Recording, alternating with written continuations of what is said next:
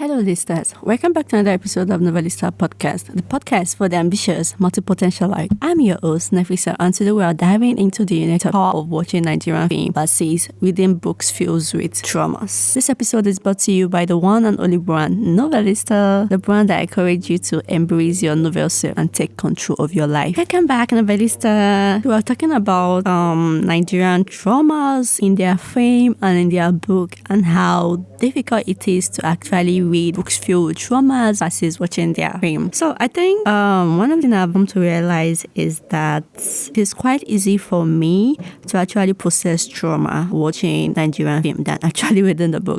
We all agree that Nigerian is quite a difficult place to live in, or even actually study in, or even work in. So it feels so many things, and we have the entertainment industry, the film, the books that try to tell our stories. But then I find out that it's quite difficult for me to actually read books by Nigerian also than watching Nigerian film, because it takes a level of thick skin, I would say, take a level of thick skin to actually sit down and read books that talk about Nigerian trauma. Because I think it also has to do with, I'm the type of person that whenever I read books, I tend to imagine, try and process so many things. So it takes a lot on my mental health. Why film to me is kind of like just a form of entertainment. I can watch film and not even give it to even give it that much attention. When it comes to books, I process it a lot. It stays in my mind. I keep thinking it. I keep imagining what are the characters and so many things. So that's not to say that Nigerian books are terrible. They are really good. They are really good at talking about trauma. I'm not going to lie. But I'm also not saying Nigerian films are not good. I think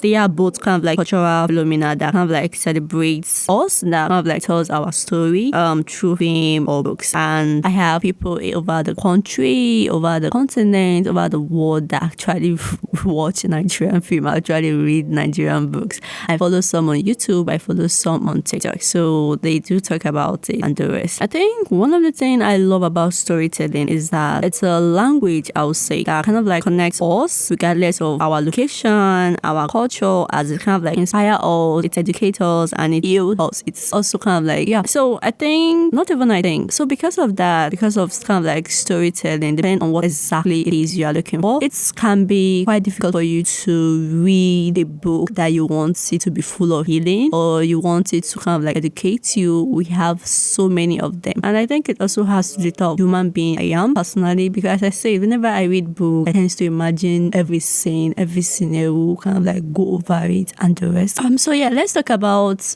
this week. Well, I was experiencing PMS, like premenstruation syndrome. And I believe I'm not the only one, because see, I experienced PMS for 7 days. The most pissed off thing was that I actually had an interview within that period, and I fucked that interview. I cried. I did not cry immediately I was done with the interview. It took me a while to actually process my emotions. Fortunately, I'm kind of like back in my parents' home, so I just went to the toilet, put on the water, and cried my heart out. But I really wanted this job. I really wanted to work in this company, because it's actually kind of the field I'm actually kind of like been searching for a long time. Basically kind of like marketing and communication in the cybersecurity industry. But fortunately, PMS really fucked me up. I was dizzy. I was having a headache. I was nauseous. My leg was paining me. My stomach was grumbling. My stomach was bloated, so many instances. And I do personally know that the way I did for that interview wasn't the best. I could have given more, but it is what it is. I do know that I'm going to get a response this week, this coming week, and I don't really have more expectations. So I do know once I receive it, maybe I'll probably cry another round. But it's frustrating. PMS is frustrating. It's hitting a lot of people's life. I don't know if I'm the only one, but PMS is frustrating. The most annoying thing was that immediately my period came, everything went back to normal. Only pain I was experiencing is the pain in the upper thigh of my leg. And so I have this syndrome. I don't like using the word syndrome. Let me just say this pain or symptom where right leg tends to ache ache a lot, and which means that my left leg, I don't know how it is, but that's basically how. And I've been experiencing this specific pain for almost 3 years now. Yeah. So my doctor, my previous doctor before he jacked, I haven't get a new doctor at the moment. I think if you are following me on TikTok, I will have talk about it. So he jacked by in 20 relocate. Let me use the word relocate. He relocated in 2021, 2020. Either 2021 or 2020. I'm not really sure. So, and since then, it has been difficult for me to actually find a doctor I could trust, that a doctor that actually listened to me. So, and yeah, that's just, I'm very biased in when it comes to medication. I don't take medication without tests. And thankfully, I have that doctor that understands me. And he's quite young. He's not an old person. I'm not really comfortable with and it much. Like the last doctor I went to, finance, I beg, no matter how this guy is, I must go back to him. How expensive he is, what I meant was he make a comment. I went for a scan, an ovary scan. That was a mistake. Is it stomach scan or ovary scan? Yeah, anyhow, so I can't remember what scan was it. So yeah, it was not making comment. Hey, yeah, okay, it's just some like some small sick that was there that when I get married or when I get pregnant, I said, what the fuck? I was literally why would they even make that type of statement? Does he know whether I want to get married? Does he know whether I want to get kid? Like, so annoying. Hey, mami. So, like, if not because of my mom that followed me, I'll show that I wasn't brought up properly. So, yeah. At Novellisteer, we understand the transformative power of storytelling.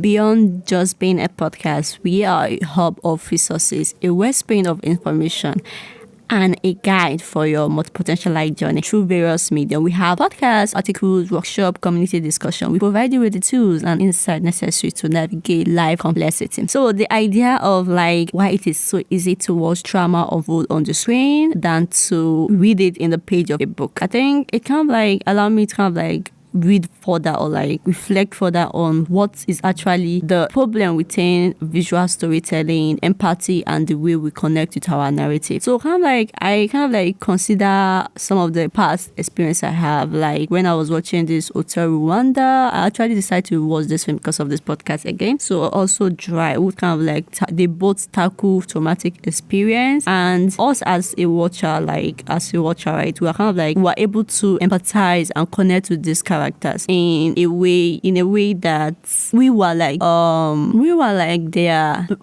their friendship. We were kind of like want them to actually achieve something. We wanted them to come out of the darkness. So I was also kind of like comparing it with some of the books I've read. I think most of this book, I think one of the books that remind me was The Passport of Madam Ilya. I read this book in junior secondary school. That is basically 10 years back or something, I can't remember. And this recent now, which is Wahala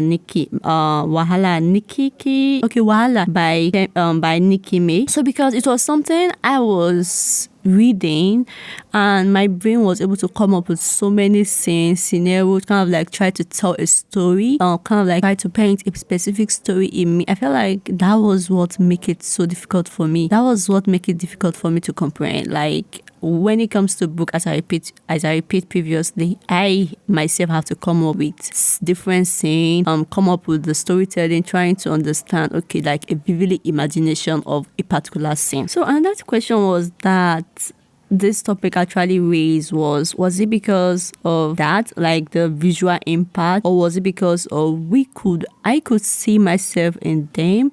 But then also books, I could see myself in them. I think it's the mental struggle or like the visualization that basically has to do with this. I have to say it has to be the visual impact, or maybe it could be it has to do with visual. Like books, I have to come up with the scenario by myself. I have to paint the storytelling. I have to imagine so many things. But the film, it's already there. Everything has been laid back. So I think books, since books allow me to imagine so many things, either kind of like having it, putting some specific scene in order, kind of like conjuring image based on what I'm actually reading.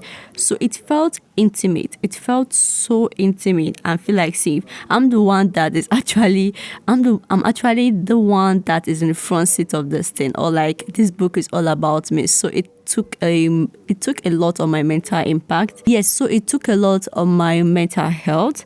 So now, but then the film, right? It it was kind of like everything has been done for you. The thinking, it's just left for you to comprehend on what is it exactly the team are trying to let you understand. So I come to the conclusion that watching Nigerian film that is filled with trauma is quite easy because it's a communal experience. It's all there. It's right there in my face. Like, it's kind of like a ready-made adventure. And why the book itself, it's all happening in my head. And if I'm not careful, I can like get myself sucked in so far and imagine that whatever this person is experiencing at the moment is actually what I'm experiencing. So I want you to kind of like think of it like in the movie, right? In this film, like you're not just seeing the story, you are not just hearing it, you are kind of like feeling it. Like you are seeing each scene, you are kind of like in the middle of an emotional roller coaster. It's kind of like those visual, those sound, everything become a part of the story, and your brain understands it. It understands that this person that is acting this film is not you, or this person that is acting this scene is not you. But when you open a book, you are not just kind of like passively absorbing information. You are co-creating the stories. Your imagination becomes the director, the casting character, and crafting scene based on the author's word. Is like a partnership between the writer and your mind. So where you kind of like play a crucial role in bringing it to life. I think one thing I love about literature is that it has the ability to create mental image that linger a while. That's why when I kind of like read about Malam Ilya again, it kind of like painted a story in my mind that are personal, that are intimate. The same way I also read Wahala, it kind of like painted a scenario in my mind. It's like even though the words are the author's word, they are mine. The imagination are mine. The pictures I painted in my mind are mine. They are not the author's own. They just kind of like, it was more like the author's word was like my alter ego. I think then I was kind of like trying to understand trauma, because we all know that Nigerians, being in Nigeria, we experience trauma one way or the other. There is no statistics for it yet, so but I do know we are traumatic people.